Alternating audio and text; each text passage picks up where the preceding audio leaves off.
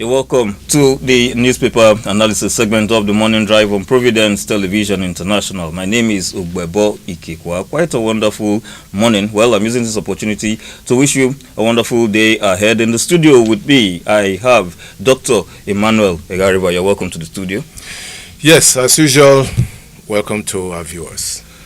Well, normally, we should start off with the newspaper analysis, but then it's become a norm now. Dr. Egariba has something for us to put us in a good mood in getting to the newspaper analysis segment proper.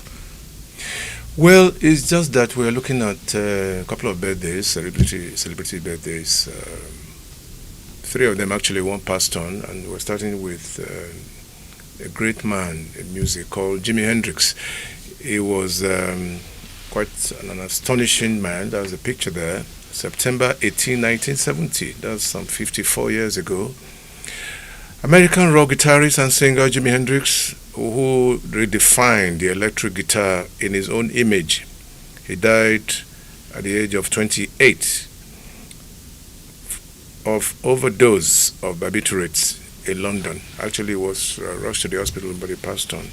He raced through the streets of London. The greatest guitarist of all time.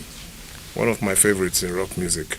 And for people who are interested in rock music, you remember he played great tracks like Hey Joe, Purple Haze, All Along the Watchtower, and the Star Spangled Banner, which happens to be the American national anthem. From Jimi Hendrix, we are moving on to John Fashanu into sports now. John Fashanu, Nigerian-born British ex-international TV presenter and football commentator, born in 1962 in England. Among other teams that he played for, we can recollect Wimbledon and Aston Villa. That's John Fashanu for you out there. And the third guy in sports, in football to be very specific, is Ronaldo. They call him the phenomenon. He was born in 1976 in Rio de Janeiro, Brazil. Ex-Brazilian international, one of the greatest players of all time. That is Ronaldo for you. Named FIFA World Cup player 3 times during his career. Played for PSV, I think virtually all in Europe. Inter Milan, AC Milan, Real Madrid, and Barcelona. He also played for Brazil from 1984 to 2011 in 98 matches.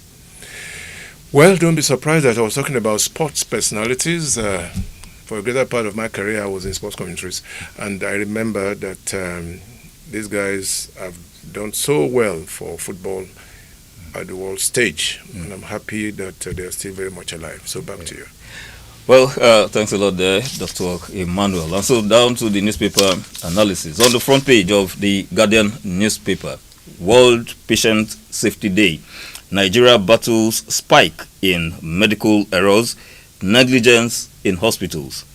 One of the riders to that effect, practitioners blame lack of standard infrastructure for quality care. Well, we've lost, this is sad, we've lost a lot of personalities to this tragedy. Fashanu first, no, not Fashanu, Ganifa Wemi. Yes, you remember the great legal icon.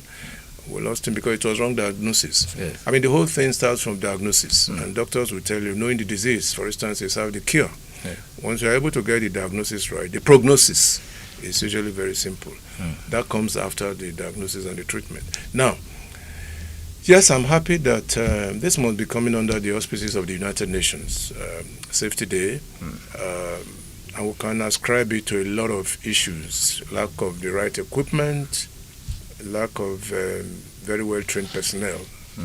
And usually doctors make these mistakes on a regular basis. Unfortunately, I'm not deriding them, but that is true. Because a lot of people have complained that they go in complaining of signs of malaria, and it could just be something else. Yes, absolutely. You know, then medical science laboratories, they also make some mistakes. They're going for tests. Rather than test for malaria, they test for something else. Okay, and that has led to fatalities, here and there. So I'm sure that our government, the federal government, should look seriously into this. Okay, to ensure that our personnel are right on track, and that we have the right equipment, particularly in the teaching hospitals. We have the right equipment. And there are so many people now who are involved in quackery. Yes. Yes, seriously speaking, they are involved in quackery.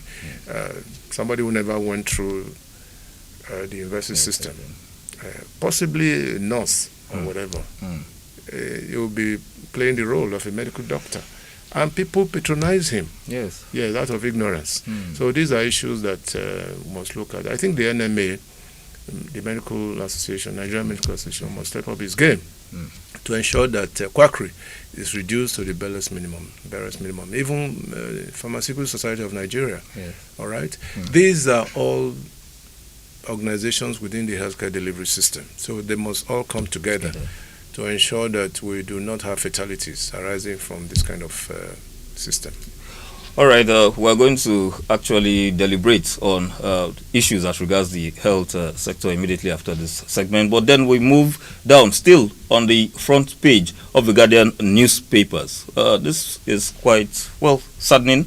Nigeria on flood alert as Cameroon's Lagdo Dam releases water. That dam again, we talked about it yesterday. Yes. I just didn't quite remember the name. Okay. But it's the same dam again yes. in the Cameroons.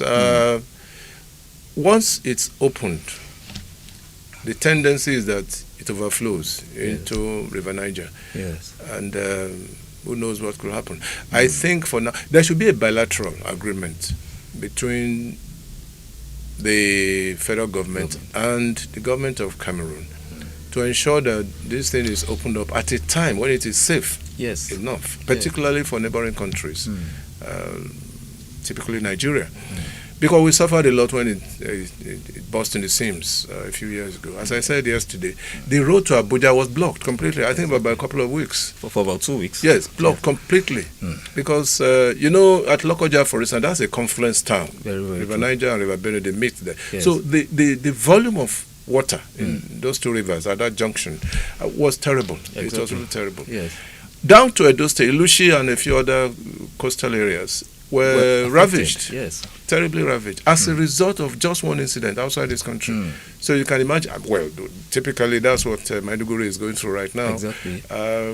So dams are very critical when it comes to issues like this, and we must have preventive measures. I think that's what the federal government must put in place. And what is that?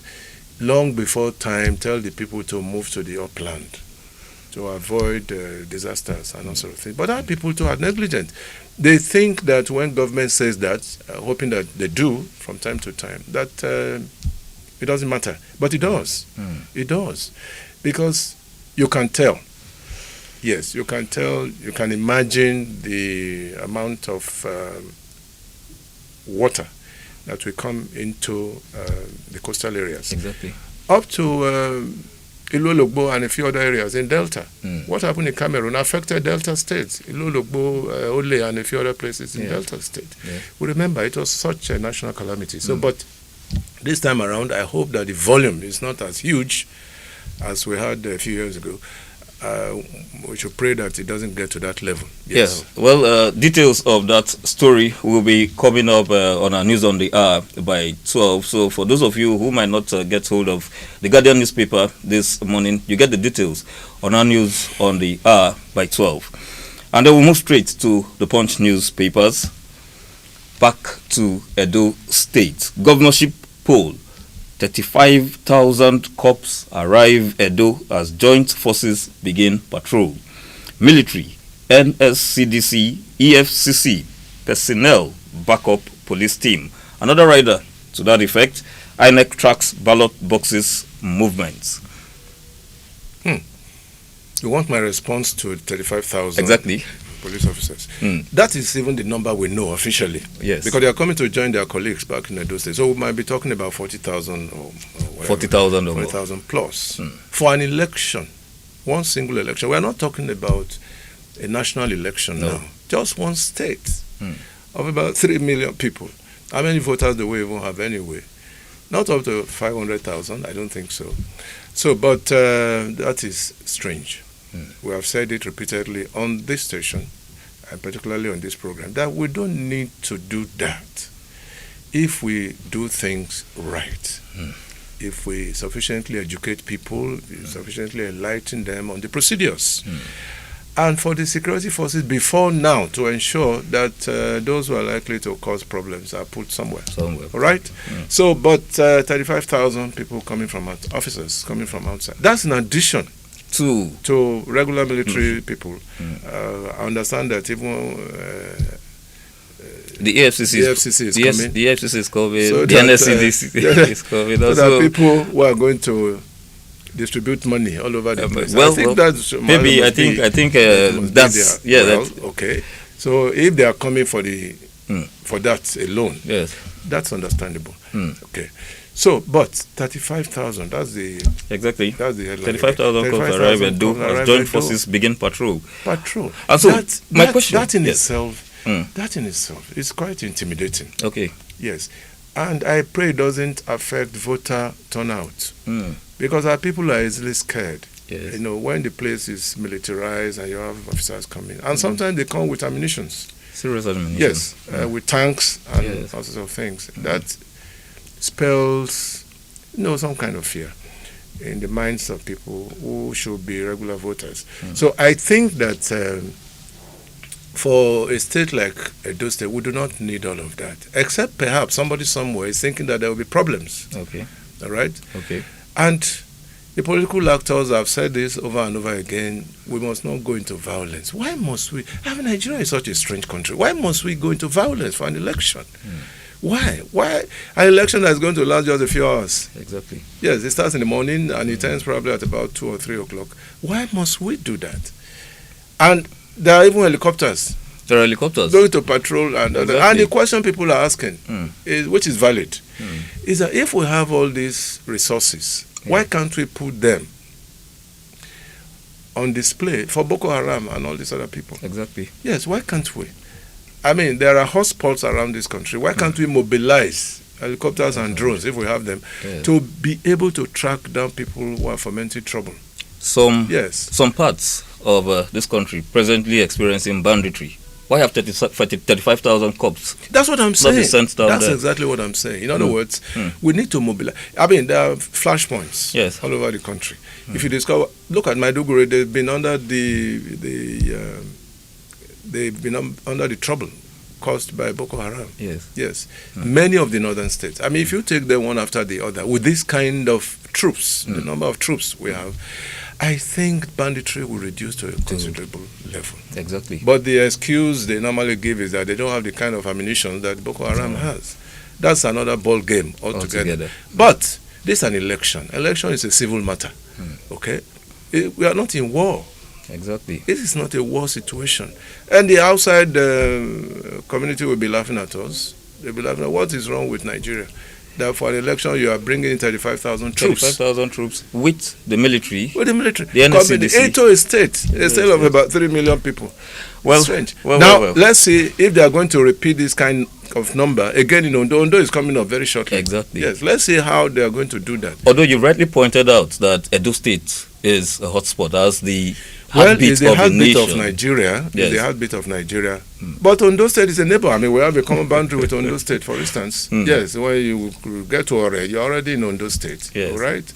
So let us watch and see if this 35,000 troops, because that's an APC state, remember? Yes. If they are going to bring that number into Ondo State. Yes. And so we would rightly keep you updated as the game changer. We've always promised to give you the best. So as regards both elections, that of Ondo State and that of Edo State, we're going to cover it fully.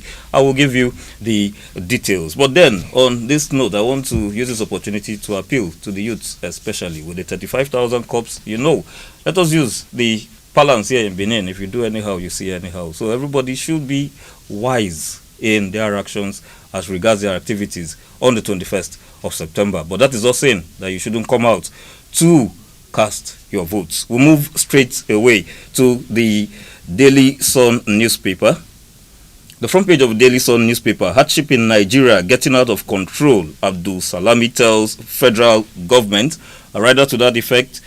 Abdul Salami kicks against distribution of palliatives and tells government to listen to cries of the masses. We'll tie that to another story on the front page of the Daily Trust. And the front page of the Daily Trust, Cardinal Onaikon flays federal government reforms, says middle class becoming poor. Well, my main concern is the comment made by General Abdul Salam. He has been a head of state, military head of state. He handed over to General Obasanjo. Okay? Now, look at the trial. Quartet. They met in Mina the other day. Yes. General Obasanjo was there. Yes. Babangida was there as the host. Abdul Salam was there. And General Guzo was there. Yes. 4 high-flying, very senior officers. 3 of them have been heads of state. Apparently, even without anybody telling you, everybody should know that they discussed the issue of harsh economy affecting this country. And it is obvious that, yes, from what General Abdul Salam said, we don't need palliatives. Palliatives, even from the word itself, is a temporary measure. All right? But we need to have a situation where long-term solutions will come into focus. What is a palliative? You probably give half bag of rice to a household of 6 people. Within 1 month, it's finished. Are you going to continue giving palliatives? Okay? That I think is what is bothering people like General Abdul Salam. Right? And it bothers people like us, common folks. Our bishop or Cardinal Onaikon, a very well-respected cleric, who was once the head of the Christian Association of Nigeria. He has come out to say that the middle class is gone. Exactly. It's gone. It's non-existent. All right. And it's getting poorer and poorer by the day. And I'm happy that many eminent Nigerians are talking about it. I mean, obviously, I would have been so disappointed if they are mute.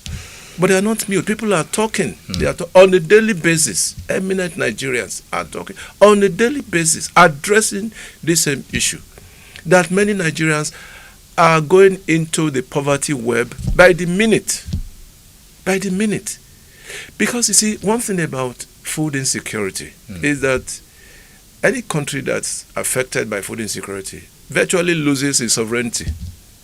Yes, it loses its, it's logical, it loses its sovereignty. And Nigeria is a huge country. If there is famine, serious famine in this country today, and people are forced to move up to Burkina Faso, Niger, and the people move. Yes, because of famine. You remember what happened in Sudan? Exactly. Yes. Sudan drought. Yes. People were dying and dying every day. And they had to move in droves into nearby countries. Now, if we have this thing continuing like this, and people are dying of hunger, there will be mass movement into neighboring countries, and that will create a crisis, which we may perhaps be unable to manage. So the earlier the government addresses this issue, the better. And the first way, the first point of contact will be the fuel crisis. Once the fuel thing goes down, prices in the market will go down. It's almost automatic. And look at it. We are playing games with fuel, which is at the heart of the economy of this country. We are playing games between the NNPC and the Dangote. Everything is opaque. Now we cannot even talk about the real price for fuel. For PMS, we cannot. Nobody can pound his chest to say this is the real price. Because there have been allegations of denial across board. NNPC is saying one thing, Dangote is saying the other. Oh, I got this in dollars. I didn't get this in dollars. I got this in naira. All kinds of things, and it's opaque. You can't see through it. There's almost secrecy. So we need to put that on the table. Let us see how we address this issue, particularly of fuel. You go to any filling station, you're buying fuel.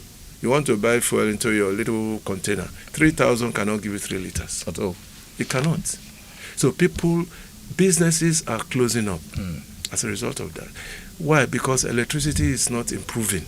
So you have to depend ultimately on how many people Nigerians can access solar facilities. How many? They are expensive. So you have to depend ultimately on generators.